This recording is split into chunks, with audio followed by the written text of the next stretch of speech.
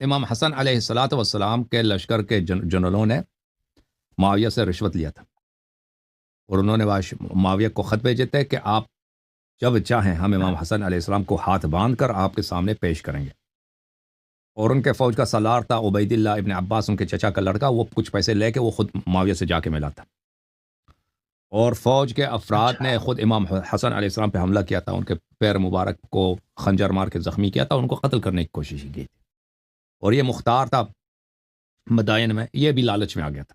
اس کا چچا مدائن کا، جب امام علیہ السلام زخمی ہو گئے تھے، اس کا چچا مدائن کا گورنر تھا، تو اس نے اپنے چچا سے کہا تھا کہ معاویہ تو بڑے پیسے دے رہا ہے، ابھی بہترین موقع ہے، امام حسن علیہ السلام زخمی ہے، اس کو پکڑ کے باندھ کے لے کے جاتے ہیں معاویہ کے پاس، وہ ادھر قریب ہی تو ہے، اس کا لشکر قریب ہی ہے، وہ اتنا پیسہ ہمیں دے گا، ٹھیک ہے نا.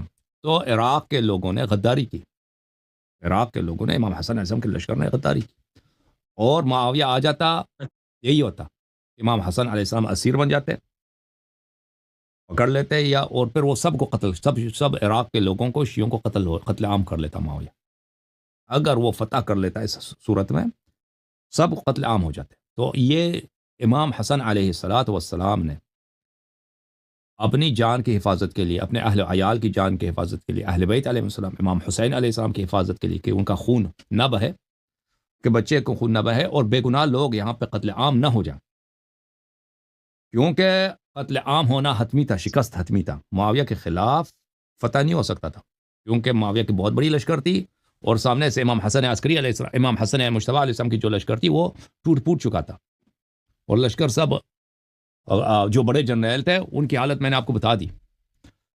تو امام حسن مجتبی علیہ الصلاۃ والسلام نے اس وقت ایک ہی راستہ تھا ان کے سامنے، یا جنگ کرتے، جنگ ممکن نہیں تھا، جنگ ممکن نہیں تھا، اور وہ شہید ہو جاتے، امام حسین علیہ السلام بھی شہید ہو جاتے، سب اہل بیت شہید ہو جاتے، اور عراق کے سب لوگ مر جاتے. کربلا میں 72 مرے تھے نا، 72 شہید ہوئے تھے.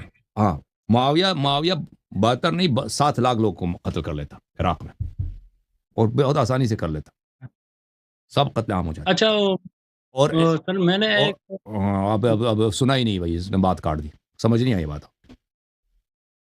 نہیں، وہ میں سمجھ گیا آپ کی بات میں. صحیح کیا نہیں کیا امام حسن علیہ السلام نے؟ حسن نے بے شک صحیح کیا، اور ویسے بھی دیکھا جائے تو شرائط پہ بدل نہیں ہوا.